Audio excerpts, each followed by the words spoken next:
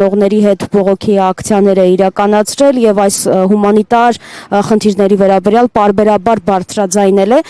Տիկին Ստեփանյան Ձեր կարծիքով, եթե խոսվում է խաղաղության մասին, ապա առաջին հերթին այս հումանիտար հարցը չպիտի լուծվեր։ Այս ծնողները իրավունք ունեն իմանալ իրենց որդիների տեղը եւ նաեւ ճակատագիրը իրենց որդիների ի վերջո։ Շնորհակալություն, ես բազմիցս ասել եմ, առանց հումանիտար հարցերի լուծման մեր երկրում չի կարող խոսվել անվտանգությունից եւ խաղաղությունից։ Ես քիչ առաջ հետևում էի ազգային ժողովի նախագահի ճեպազրույցը եւ հենց ձեր հարցից ինքը ընկճախտի մեջ հայտնվեց, որովհետեւ իրենք այս խնդիրներից, Արցախի հետ կապված, բռնագաղթից, բոլոր այդ տեսակ խնդիրներից միանգամից հայտնվում են այդ մարդիկ։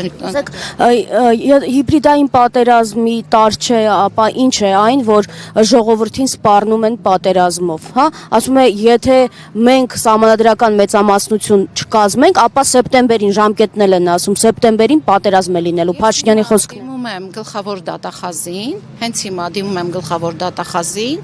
ասելով որ Նիկոլ Փաշինյանը ասում է, ես 7 տարի ղեկավարում եմ, այո, ես գիտեմ, որ պատերազմ է լինում, հրավիրեն ու հարցաքննեն, տեսնեն ինչ հանգամանքներ պիտի ի հայտ գան։ Ասում են հետախուզության տվյալ չկա։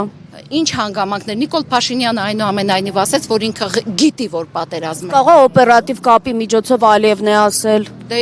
Ալիևն էլ չէ, ասաց, որ աշնանը ես չեմ կարող ասել, որ խաղաղություն կլինի։ Նիկոլ Փաշինյանն էլ է սեպտեմբեր ամիսը մատնանշում, թող քննչական դատախազությունը իրեն կանչեն եւ հարցաքննեն։ Ինչ վերաբերում է մեր ծնողների այսօրվա այս հավաքին ու խնդրին, տեսեք, Վենսի այցի օրը նորից ծնողները եկել էին ազգային ժողով, շատ կոնկրետ պահանջում են դուք 4 տարի հանձնաժողով ստեղծեցիք, քննեցիք։ Հիմա ծնողների արդարացի պահանջը ուզում են տեսնեն ով է մեղավորը եւ ինչ պատիժ է ստա։ Գուցե մեղավորը օրինակ Նիկոլ Փաշինյանն է, գուցե մեղավորը Քոչարյան Անդրանիկն է։ Ես չգիտեմ, իշխանության իրենց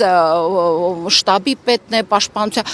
իրենք պիտի քննեն, չէ՞, այս հարցը, եթե քննել են, ինչու են ուղարկել գրողի ծոցը։ Նշանակում է շան գլուխը թաղված է դրա հետ։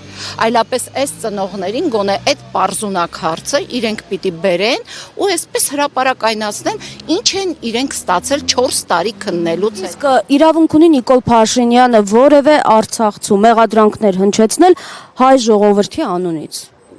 Ես ամաչում եմ, որ Նիկոլ Որովհետև իրեն ընտրողներն էլ ձայն էին տվել Հադրութի նաև Շուշիի դեօկուպացիայի համար ձայն էին տվել նաև անջատում հանուն փրկության իրենց ծրագրերի համար, որոնք ներկայացրել էին։ Շնորհակալություն հարցի համար, նախ ամաչում եմ, որ Նիկոլ Փաշինյանը հրապարակայնորեն ասում է պետությունը ես եմ ներկայացնում, դրա համար ամաչում եմ, այո, այս իշխանությունը դուք շատ լավ նշեցիք, եկավ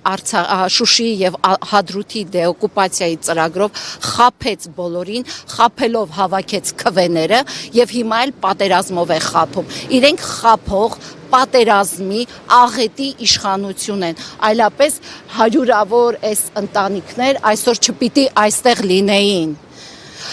Այսքան արցախցի, որոնց վրա ինքը մատ է թափ տալիս, որի իրավունքը ինքը չունի, չպիտի այստեղ լինեին։ Ես մտածում եմ, պիտի մարդու իրավունքի պաշտպանը գլխավոր դատախազությունը անելիք ունեն երեխայի հետ գտնվող ծնողի վրա մատ թափ տվող խոսացող ղեկավարի մասով։ Իրենք գործ ունեն անելու, իրենք պիտի իրենց գործը անեն։